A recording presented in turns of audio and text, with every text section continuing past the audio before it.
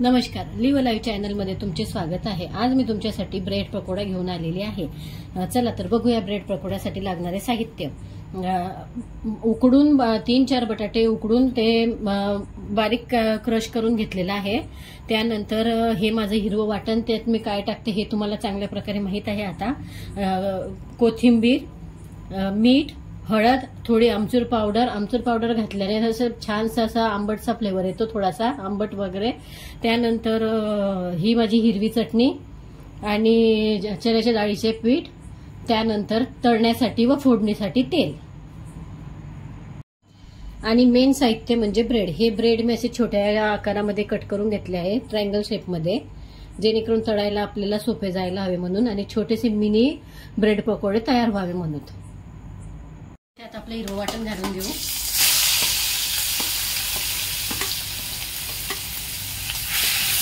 थोडा गॅस कमी करते।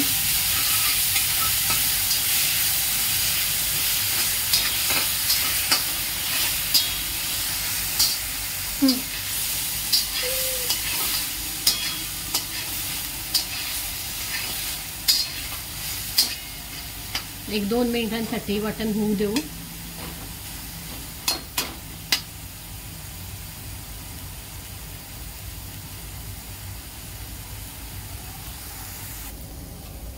आता त्यात मीठ, हळद आणि आमचूर पावडर घालते आणि परत छान वेल करून घेते, मिक्सअप करून घेते छान।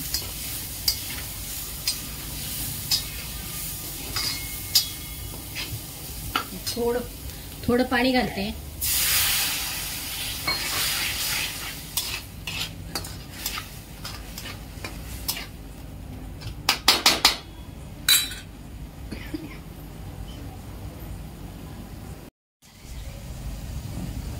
आता त्यात बटाटे ऍड करू आणि छान कालवून घेऊ। छान कालवून घेतलं। आता हे त्यात कोथिंबीर घालू आणि गॅस बंद करून देऊ। 2 मिनिटं होऊ द्यायचं, जास्त नाही होऊ द्यायचं, कारण आपल्याला ते परत ब्रेडला लावून भाजीत टाकायचं आहे, त्यामुळे ते पुन्हा फ्राय होतं। कोथिंबीर घालून गार व्हायला राहू देऊ।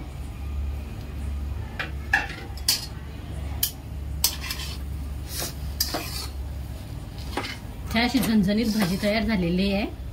बटाट्याची सर्वीकडे असा ठसका सुटलेला आहे।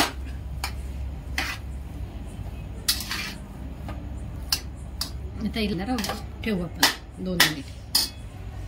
पीठ घेतलंय, त्यात चवीनुसार मीठ। काही जण सोडा पण ऍड करतात, पण मी सोडा घालत नाही, कारण की सोडाने ब्रेड पकोड्यामधील तेल जास्त जातं आणि त्यामुळे मग ते तेलकट होतात, म्हणून मी सोडा त्यात घालत नाही। फक्त मीठ आणि चण्याच्या डाळीचं पीठ हे चांगलं मिक्स त्याचं करून घेते, त्याचा गोळ बनवून घेते। आणि आपल्याला जास्त घट्ट गोळ बनवायचा नाहीये, पातळच करायचा आहे।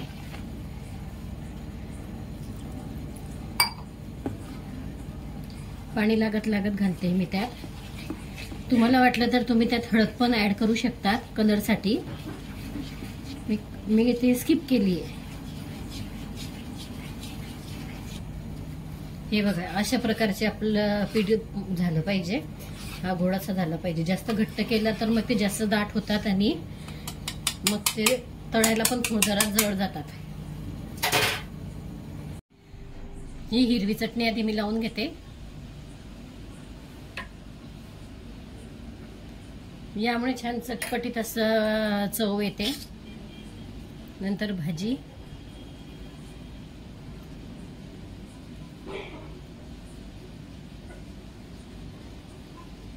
आणि वरनं दुसरा ब्रेड ठेवून देते। हे आता त्यात डीप केलं, फक्त इकडनं तिकडनं पलटवायचं आणि तेलात सोडायचं। तेल मी ऑलरेडी तापायला ठेवलं होतं। तापल्यावरती तेल गॅस कमी करायचा, मग छान क्रिस्पी असा तयार होतो आणि जळतही नाही।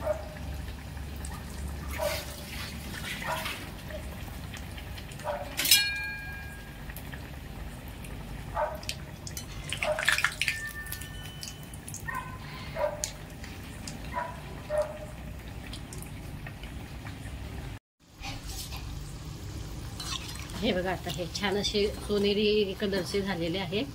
आता मी ते काढून घेते.